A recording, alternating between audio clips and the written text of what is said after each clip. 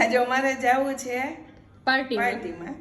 અને મારી હેરસ્ટાઈલ મારા ઘરવાળા બનાવી દીધી.